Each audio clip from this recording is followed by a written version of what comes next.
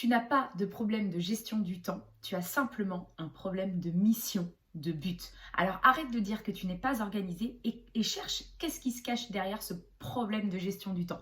Reste avec moi dans cette vidéo, c'est ce qu'on va voir ensemble aujourd'hui.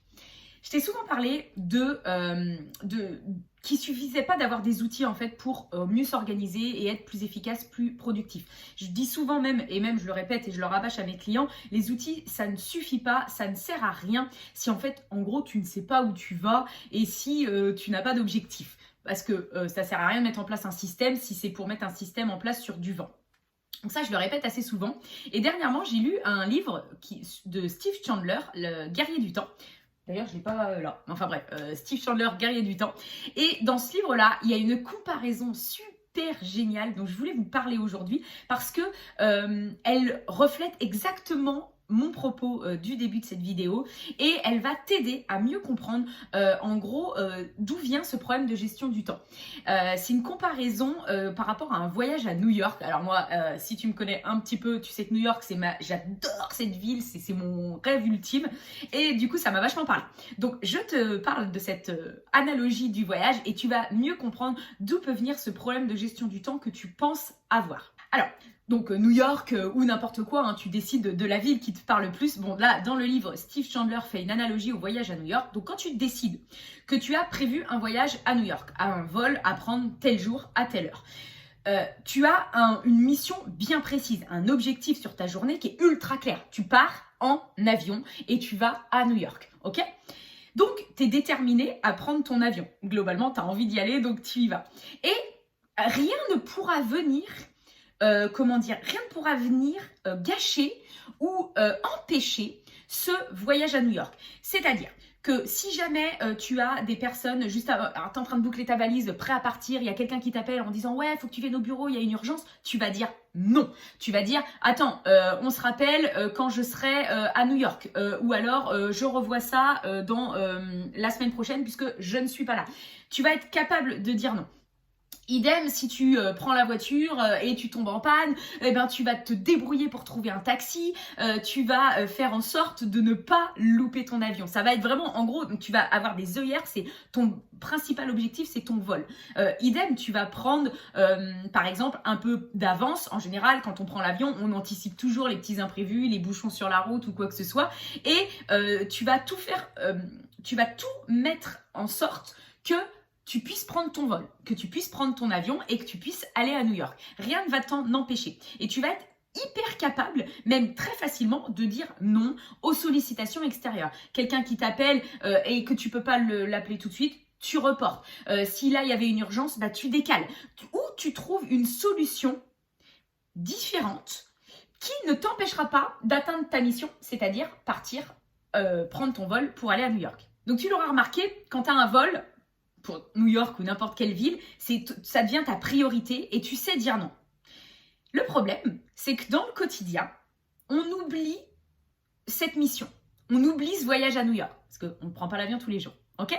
Et du coup, on se laisse happer par toutes les sollicitations extérieures parce que on n'a pas ce voyage à New York en tête, cette mission hyper importante en tête.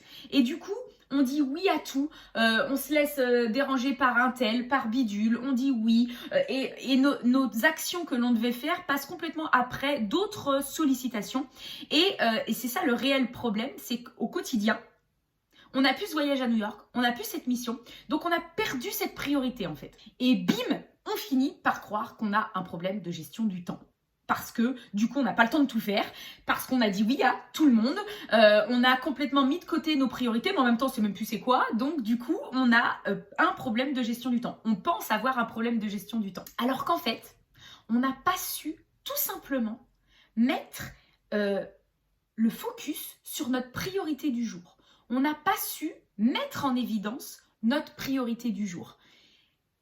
Quelque part, on n'a pas tellement réussi à répondre à la question « Quelle est la chose la plus importante à faire aujourd'hui ?» Qui aurait pu être, par exemple, « J'ai mon voyage à New York ». Aujourd'hui, quand on a, là cet objectif était hyper clair, aujourd'hui c'est quoi la chose la plus importante? C'est prendre mon avion pour aller à New York. Mais dans la vie quotidienne, on n'a pas tous les jours un voyage à New York et donc on n'a pas su mettre en évidence cette priorité du jour. Quelle est la chose la plus importante à faire aujourd'hui? Et donc, de ne pas avoir réussi à mettre en avant cette priorité du jour fait que du coup, on répond à toutes les sollicitations extérieures.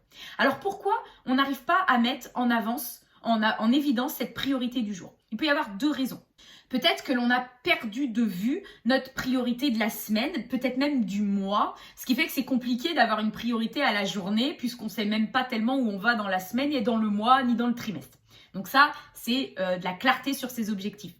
Ou peut-être que tout simplement, on a un objectif clair au mois, on sait ce qu'on veut atteindre dans le mois, mais qu'on ne sait pas comment le décomposer en actions quotidiennes. On ne sait pas qu'est-ce qu'on doit faire aujourd'hui en fait pour atteindre cet objectif du mois que je me suis visé. On n'arrive pas à faire le chemin à l'action du jour.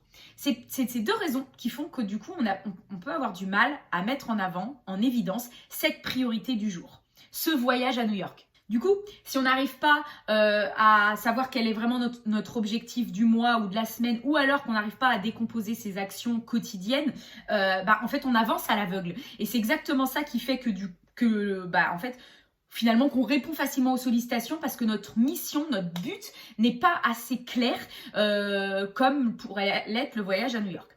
Donc, mon conseil du jour, si jamais tu te reconnais dans cette description, si tu as perdu de vue ton voyage à New York, que tu sais pas trop et que tu as cette sensation en fait d'avoir un problème de gestion du temps parce que c'est un problème de mission, de but et de clarté sur tes objectifs, deux conseils. Prends de la hauteur déjà. Recule, pose-toi, il n'y a rien de pressé. Tu prends de la hauteur et tu te demandes quel est ton objectif du mois par exemple. Qu'est-ce que tu veux atteindre ce mois-ci, à la fin de ton mois ou à la fin de ton trimestre. Qu'est-ce que tu as envie? Déjà, prends de la hauteur là-dessus. Ensuite, si tu as plusieurs objectifs en tête, demande-toi, si tu devais en choisir qu'un, qu'on t'obligeait à en choisir qu'un seul, ça serait quoi le truc le plus important que tu voudrais atteindre la semaine prochaine ou le mois prochain? Quel est l'objectif qui te tient le plus à cœur? Attention, je ne dis pas qu'il faut ne renier tous les autres. Mais là, je te demande juste de te dire c'est quoi vraiment qui me tient à cœur, c'est quoi l'objectif le plus important pour moi si je devais en choisir qu'un. Ok? Et ensuite, en fonction de cet objectif, tu le décomposes au maximum pour en fait en faire des actions quotidiennes. Donc là, je ne développerai pas là-dessus parce que j'ai déjà fait des vidéos à ce propos qui aident à décomposer. Mais c'est vraiment, si tu as cette sensation de manquer de temps et que du coup, en fait, si tu t'es reconnu dans la description, ça veut dire que tu as peut-être un problème de mission, de clarté des objectifs, eh bien, prends de la hauteur. Demande-toi qu'est-ce que tu veux atteindre le mois prochain ou même la semaine prochaine. C'est quoi vraiment le truc qui te tient le plus à cœur? Si tu en as plusieurs, si tu devais en choisir qu'un, ça serait lequel? Et ensuite, tu décomposes en actions quotidiennes. Voilà pour, en fait, le conseil du jour. Et en fait, ce que dit Steve Chandler, c'est que il fait vraiment bien prendre conscience du fait que, effectivement, quand on a une mission hyper claire, un but ultra précis, en fait, il n'y a rien qui nous arrête. Et il suffit juste de faire le même schéma. C'est quoi mon voyage à New York du jour en fait? Donc c'est quoi ton voyage à New York du jour pour toi? Voilà pour cette vidéo. Si jamais tu veux aller plus loin, alors il y a 3 possibilités qui s'offrent à toi. Je vais tout mettre dans la description. Tu peux télécharger le PDF gratuit que je t'offre qui est accompagné d'une petite vidéo qui va justement te permettre de faire ce travail-là de clarté des objectifs en les décomposant. Après, si tu as envie d'aller encore un peu plus loin, il y a une formation en ligne qui est disponible et qui s'appelle Productivité x7. Je la mets aussi en ligne. Donc là, elle est beaucoup plus complète. Il y a beaucoup plus de modules, mais ça te permet de creuser un peu plus en profondeur. Et ensuite, si tu veux aller encore plus loin, on peut voir ensemble ce qu'il est possible de faire en coaching individuel. Je peux t'accompagner pour voir comment on peut améliorer ton organisation pour que tu deviennes ultra efficace, ultra productif, mais surtout que tu allèges ta charge mentale. Voilà, je te souhaite une bonne journée. J'espère que cette vidéo t'a plu et on se dit à bientôt pour la prochaine.